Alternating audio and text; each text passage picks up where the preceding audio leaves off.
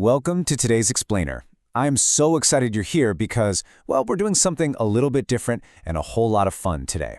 We are jumping right into a classic poem to uncover the hidden superpower of a very fluffy, seemingly very sleepy friend.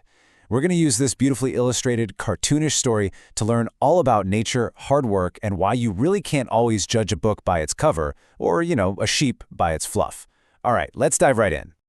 So, have you ever looked at a pet, maybe a cat snoozing in a sunbeam, a dog snoring away on the rug, or even a farm animal taking a massive nap out in a field, and just thought to yourself, are you actually just lazy? Like, do you do anything all day besides snooze and snack? Well, our explainer today is all about exactly what happens when an animal gets accused of doing absolutely nothing all day. And, spoiler alert, they might actually be working way harder than you think. Right here, we have a total standoff. In this wonderfully animated scene, there are two main characters. On one side, we have a curious young boy. The poem actually calls him the Little Master, and he's leaning on his wooden stick. And facing him, we have a very patient, incredibly fluffy white sheep, just hanging out on the bright green grass, chewing away.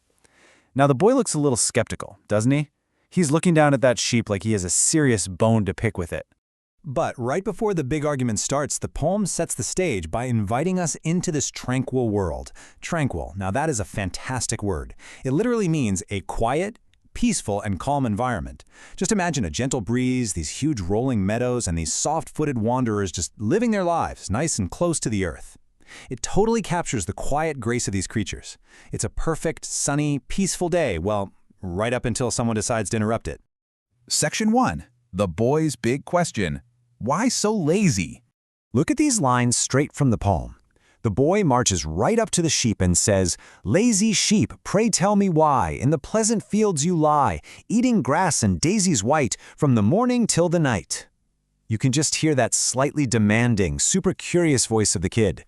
He's basically accusing the sheep of having the easiest life ever, just lying around, munching on tasty white daisies, from breakfast all the way to bedtime. I mean, sounds like a pretty amazing deal, right? And then, boom, he drops the hammer. The boy hits the sheep with the ultimate question. Everything can something do, but what kind of use are you? See, the boy looks around the world and sees busy bees making honey, birds frantically building nests, dogs guarding houses. He thinks everything in the entire world has to have an active, busy, moving job to do. So he points his stick at the fluffy sheep and basically demands to know, what on earth is your purpose? You just eat and sleep. Section 2. The sheep speaks up, a fluffy rebuttal. Now the sheep looks up, probably blinking real slowly, and answers in this gentle, wise voice. "Nay, my little master, nay, do not serve me so, I pray." That's an old-school way of saying, hey, please don't be mean to me. And then it reveals its amazing superpower. "Don't you see the wool that grows on my back to make you clothes?" The sheep points out the obvious thing the boy completely missed.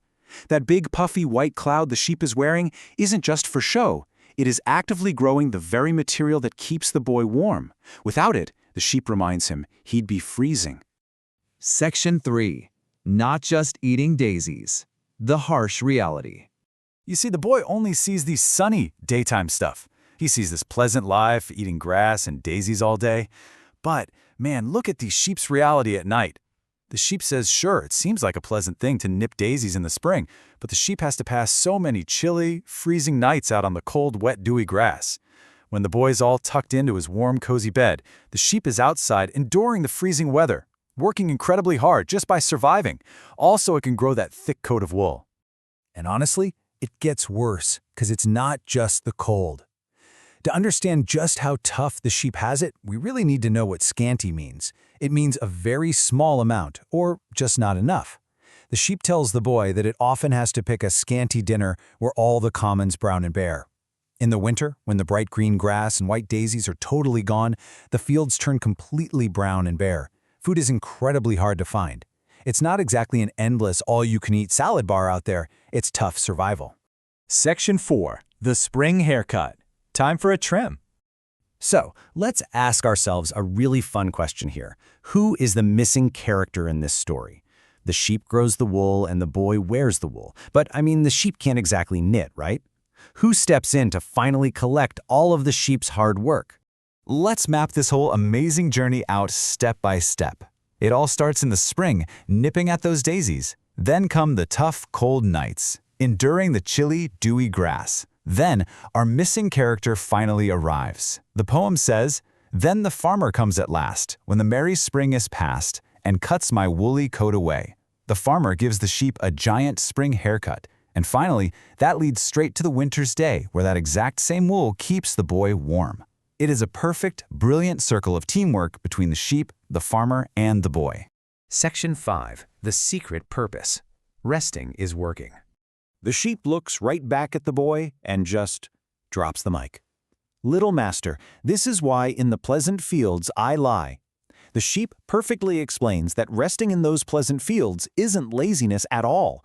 Sitting still, eating grass, and soaking up the sun is exactly what the sheep absolutely has to do to fuel its body, survive the cold, and grow the wool that everyone needs. Sometimes doing your incredibly important job looks an awful lot like resting. It's just the quiet, graceful rhythm of nature. So, the very next time you see an animal taking a snooze in the sun, maybe think twice before you call them lazy. I really hope this explainer showed you how everything in nature has a hidden purpose, beautifully brought to life by this super fun poem. And it definitely leaves us with an exciting question. If a lazy sheep is actually working so hard to make our clothes, what other secret superpowers are hiding in the animal kingdom right in front of our eyes? Keep observing, keep asking awesome questions, just like the little master, and you'll absolutely be amazed at what you discover. Thanks so much for hanging out with me on today's explainer, and I'll catch you on the next one.